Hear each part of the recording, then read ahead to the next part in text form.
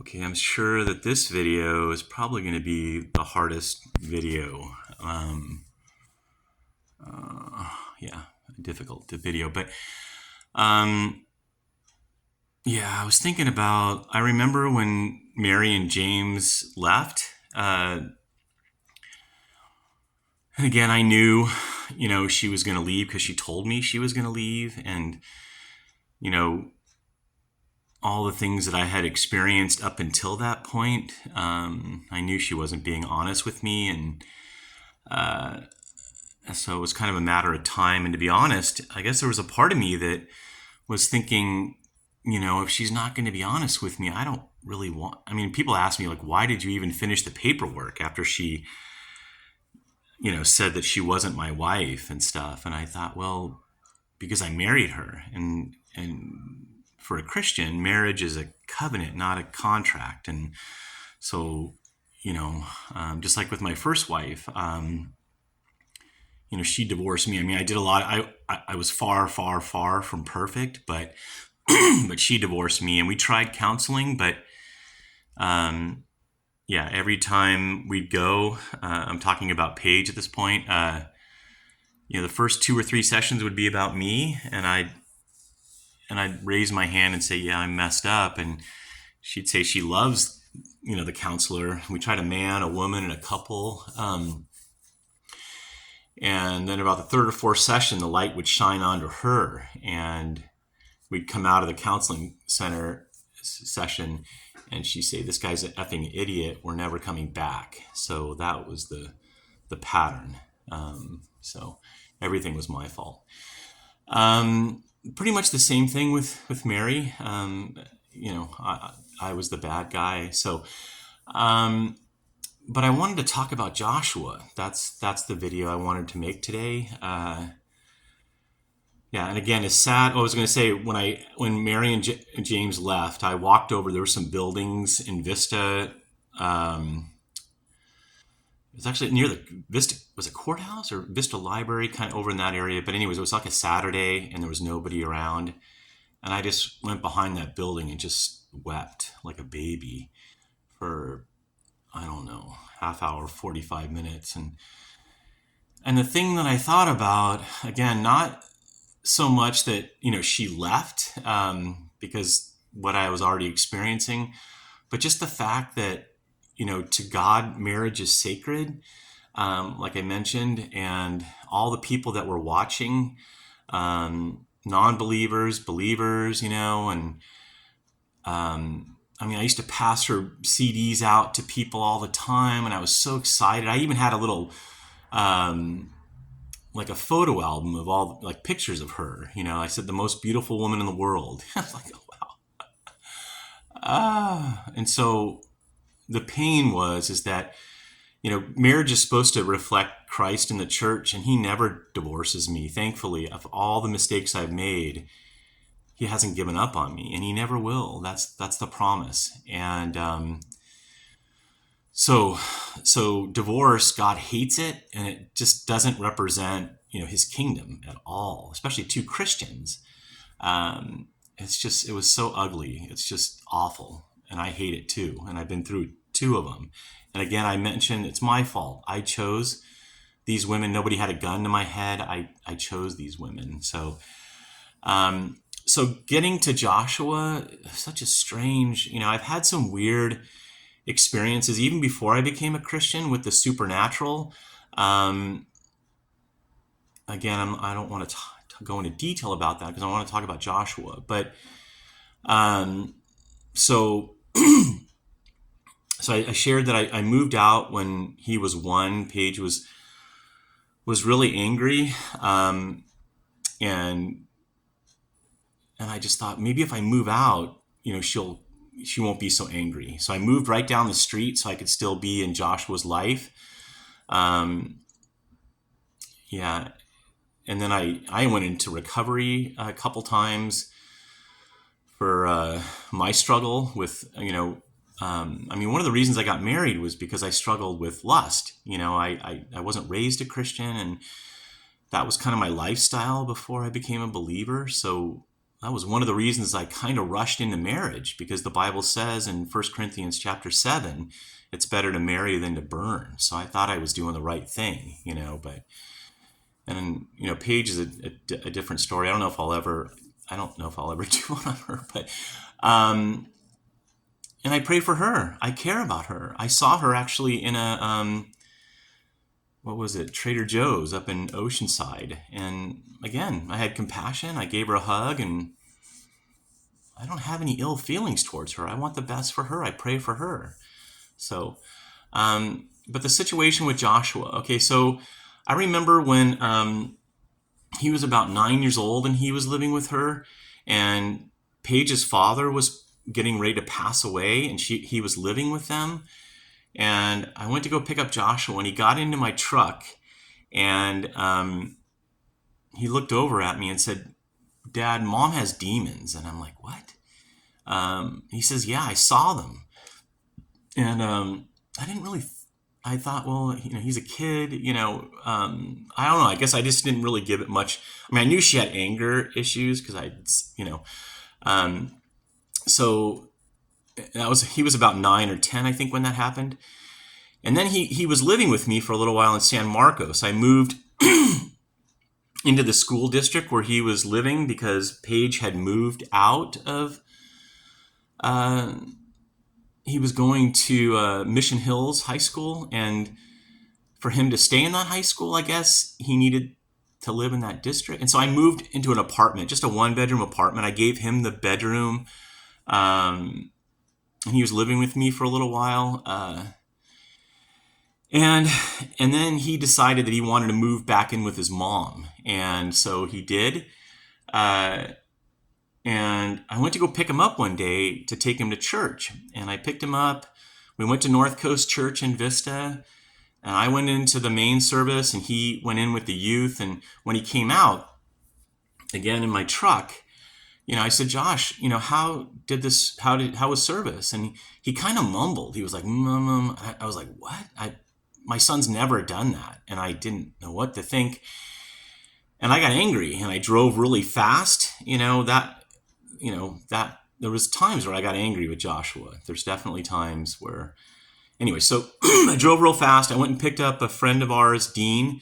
He's a pastor at Calvary Chapel Oceanside. And we went down to Encinitas, down to my friend's house, Roy, that Josh grew up with. We knew them since Brent and Josh are 3 days apart, and they grew up together. So anyways, we spent the day there, and then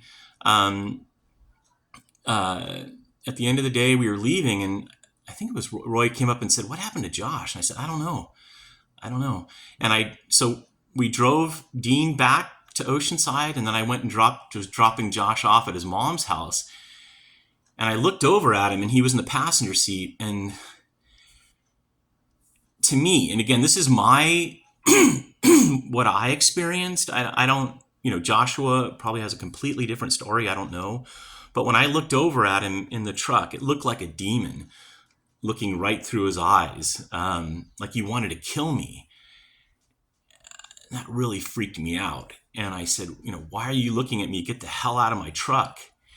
Obviously, that's not a good response, but that's what I did. And after that, he got out of my truck, and he wouldn't talk to me. And it kind of freaked me out. I called the counselors at his school, and they said, "What happened to Josh? He's acting so different." And I said, "I don't know." And again, he wouldn't communicate with me. And that was about the time, I was probably 19 when I thought about, almost committed suicide. So I was just really concerned.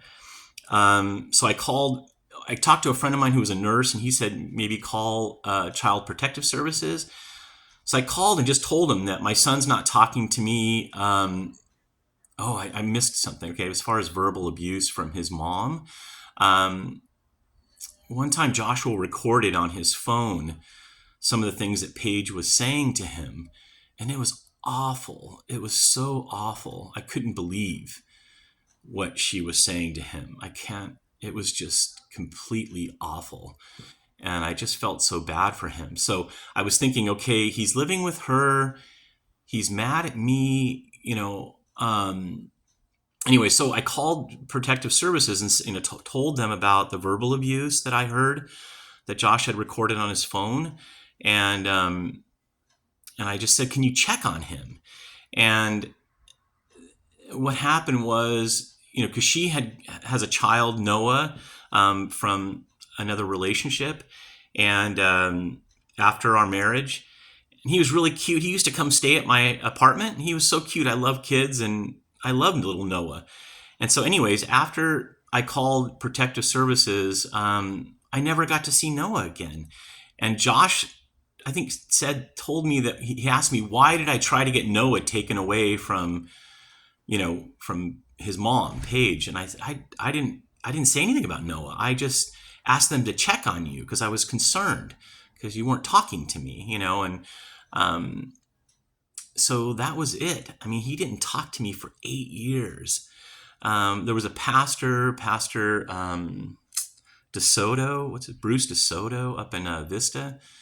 He had a little home church. It's a long story how I hadn't talked to him in 8 years. And then Paul and my roommate and I prayed. It was a Sunday night, and we started at 6 o'clock. I said, Paul, I think we should pray. And we prayed from 6 to about 8 o'clock, 2 hours, and it felt like just minutes. And I should be doing that a lot more. That was so powerful because the next day I went to class at San Diego State, and I was sitting outside waiting for the class to start. And there was a guy sitting next to me. I can't remember his name right now. But we started talking, and he mentioned that he was going to this little home church in Vista. And I asked him, I said, what's the name of your pastor? And he said, Bruce DeSoto. And I thought, are you kidding me? And I said, do you know Joshua? And he said, yeah, I know Joshua. He said, did you know that his girlfriend got pregnant and he's moving to San Bernardino or something? And I said, no, I haven't heard anything for 8 years. Paige didn't tell me anything. So awful. That was the most painful.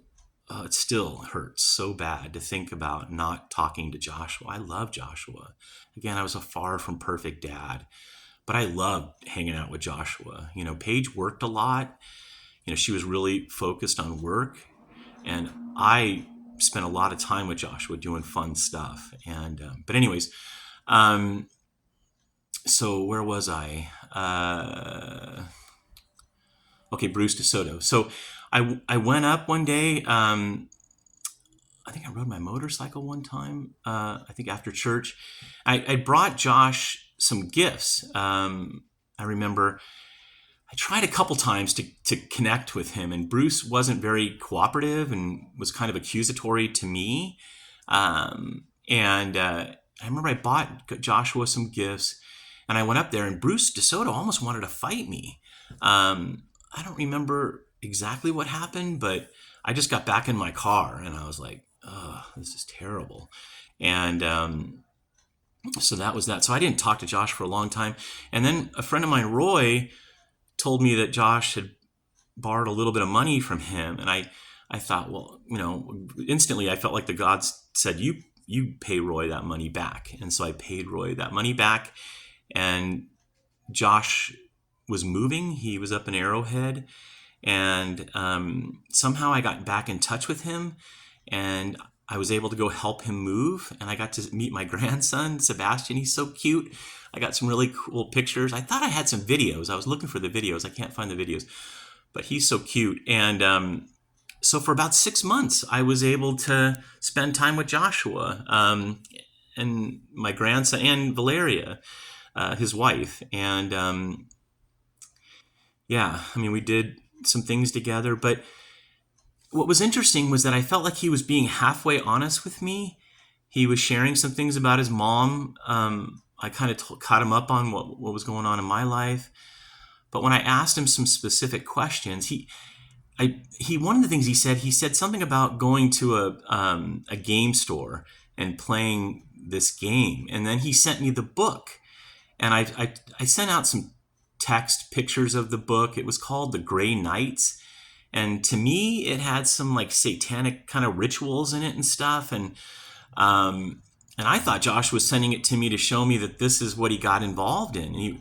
And my thought was, I'm going to burn this book. The book of Acts talks about, um, when Paul came into that city and they were doing witchcraft, they burned all their stuff, and it gives a dollar amount or whatever. And that's what I was thinking, that Josh was trying to. And I said, Josh, I sent that verse in Acts. I said, do you want me to? And he's like, no, I want that book. And so I was like, oh, okay, that was weird. Um, and I had him over to the house a couple times. We went out to eat a few times. And then he told me that he was going to start teaching Noah, his brother, his little brother, that game. And I thought, that's not okay. Why would you want to teach him that game if it has that kind of, again, it's called Grey Knights. You can look it up, I guess. It's a board game. And I think that was pretty much it. And then he stopped talking to me. I said something. He had some weird stuff with for me, in my opinion, weird stuff for a little kid to play with. He had this weird red dragon thing that looked evil, and it made noise and lit up and stuff. That little Sebastian, who was 3 years old, was what had. And then Yoda, I guess, from Star Wars, he had a little toy that would talk. It was weird. I don't like Star Wars too much. And it was just weird. And I commented on that. Why do you have this weird stuff? And then I remember he was working at a bike shop as a manager for like an electric bike shop. And I think when I walked in, he was listening to some pretty dark stuff. And even when he stayed at my house where I was living with Todd, and he was listening to some pretty kind of dark kind of music, in my opinion. So that was it. And so he hasn't talked to me again. He's moved back up to, I think, up to Arrowhead.